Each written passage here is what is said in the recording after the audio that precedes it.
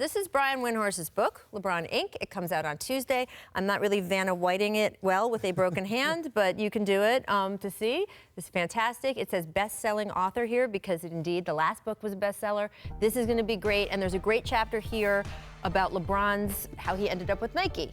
Can you sort of fill in the blanks from Brian's story? I think the best part about the book is you realize how much money LeBron left on the table. He had a $100 million offer from Reebok along with a $10 million signing bonus check. And the fact that he passed that up to go to Nike instead because he believed in the royalties, he believed in the marketing, he believed in how they would build his business, and we've seen that all come to life.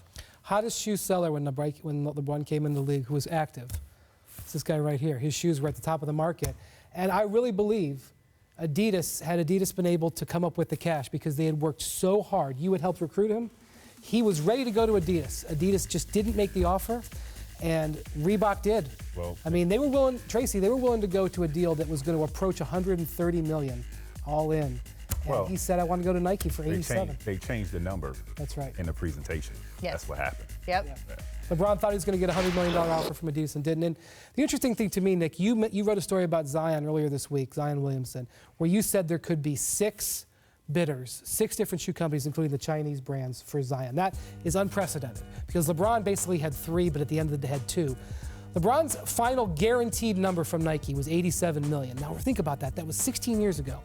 $87 million guaranteed. Now the guarantee is important because, as you know, in shoe deals, there's 2 numbers, right, Trace? There's the number that you know you're getting, and then there's the royalty number. You think?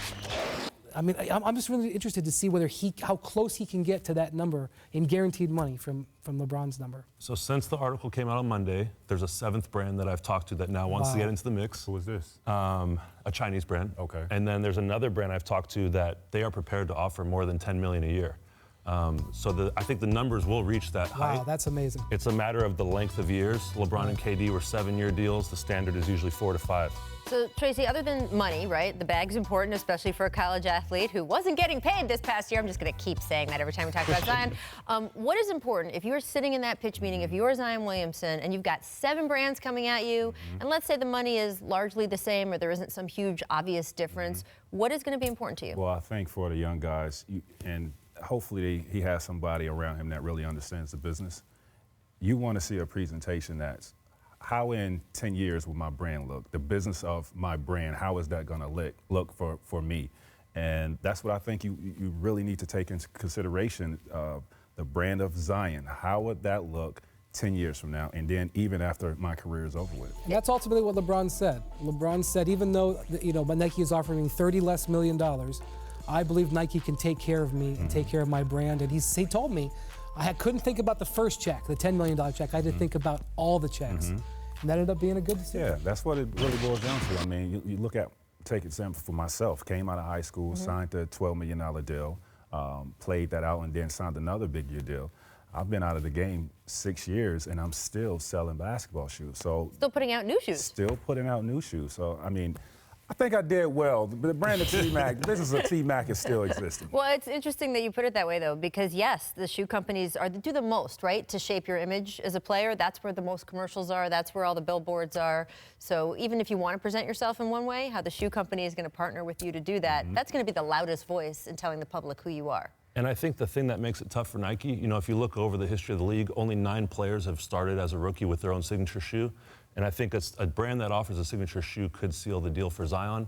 And Nike right now has 5 signature athletes. They have so much money tied up in a lot of guys. 67% of the league wears Nike shoes. So if he wants the personal marketing, personal attention, then maybe another brand might make more sense. Making a run. All right, we do have some breaking sneaker news here on The Jump. This was my favorite story of the day because Beyonce, yes, Beyonce has signed a deal to partner with Adidas, T-Mac.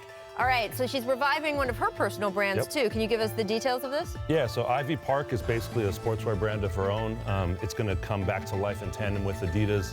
I think if you look at this deal, it's actually, she could have gone to any brand and they could have slapped Beyonce on the side of a shoe and then she could have had that deal. This is way beyond that. She kind of negotiated with Reebok, Under Armour, a couple other brands as well. And the thing for her is she wants a team that's diverse, that's going to work on her product. She wants to be able to do community activations. It's much more than just a sneaker deal.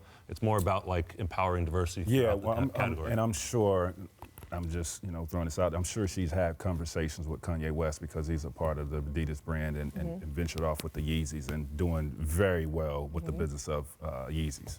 Well, look, all I know is that it was earlier this year that someone asked Alvin Gentry, this was before Anthony Davis's trade demand, would you trade Anthony Davis? And he said, I would not trade Anthony Davis even for Beyonce, which I personally thought was a mistake because Beyonce will bring people into that arena more than Anthony Davis And would. she probably will sell and more now shoes. she's Wherever the got her own Saints shoe play, that's deal. where they have to It would play. be a destination. It would be a Right? destination. So now she's got a shoe contract. I think that the Pelicans should rethink this.